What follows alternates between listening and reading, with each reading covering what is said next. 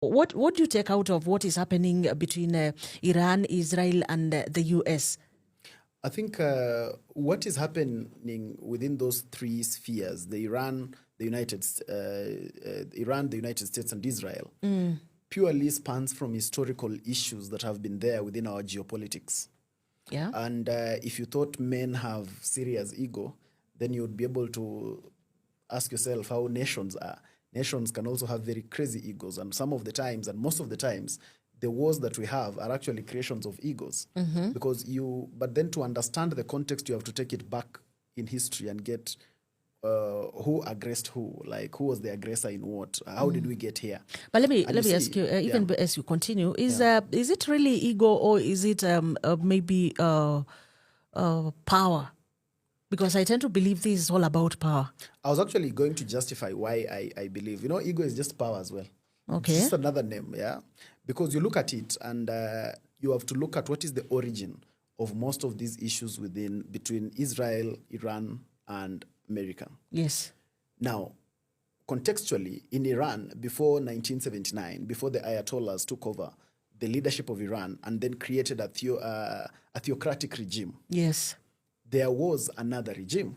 Now, that regime was more liberal. It was and it was pro-America. Yes. Unfortunately or fortunately, depending on who is looking at it, by the time we got to 1979, there was a lot of complaints within the Iran. Yeah. Most of the people felt like the government then was not representing them enough. And so this was overthrown by the Ayatollahs. Okay? Yeah. Part of what the US did is also to evacuate the leadership then. When the Ayatollahs took over, they were very famous and prominent at the time. They were popular with the people at the time because the call was that they are returning the country back to the people, to the Islamic dictates, to the discipline that the religion expects of them. And so within that popularity at the time, because America had been able to take some of the people, to take the leaders to America. Yeah. The Ayatollahs kept demanding that bring those guys back, want to actually charge them from our own country. Yeah. When that was not happening, these guys took over the embassy of the US in Iran.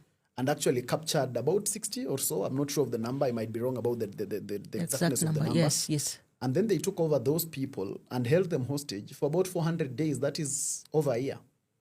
Now, and that's why my question of ego comes in. Okay. America is these people who have been able to position themselves in the world as the big boys. We grew up knowing that the US, America is a superpower. Exactly. Yes. So by fact that somebody was able to actually take hostage of their people for that long did not actually sit very well with them, with them. I think that was the time of President Jimmy Carter. Now, when that was able to happen, there has started having a strenuous relationship between America and Iran.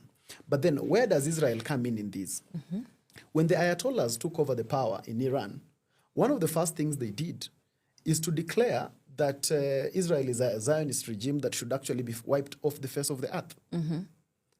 So, seated there, and someone has been able to say that you should be wiped off the face of the earth, it becomes part of your responsibility to ensure that this person does not actually make true their claims. And that's why where I sit, I believe that Israel is always on a place where it is Iran that, to me, was the aggressor. And so Israel has kept being in a position where it has to defend itself and its people. And that's why every time Iran does something, for instance,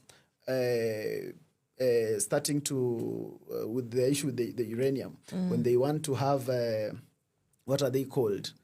The nuclear weapons. Yes. Israel gets icked because Israel feels like, why are these guys getting these weapons? Who are these weapons meant for? Remember, these guys said that we should be wiped off the face of the earth. And so Israel must always be able to behave in a manner that protects its people as well. And so for a long time, these has always been tensions that are underworld, tensions here and there, diplomatic tensions here and there. Yes. Not direct attacks on each other, but I think they have gotten to a place where now they are going head to head with each other. And you see, because in war, people unite on the basis of the commonality of the enemy. Now you can be able to see that Israel here is not necessarily the aggressor. In my view, Iran was the aggressor from historical perspective, because they are the ones who declared that these guys should be wiped off the face of the earth. But then look at it now. US has a problem with Iran because of what the Ayatollahs did when they took over the country. So there becomes a commonality of enmity.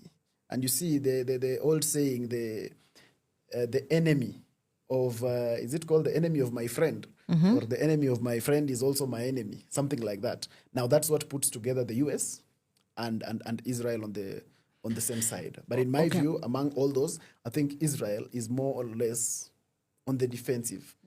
Okay, it's just trying to defend itself. Yeah,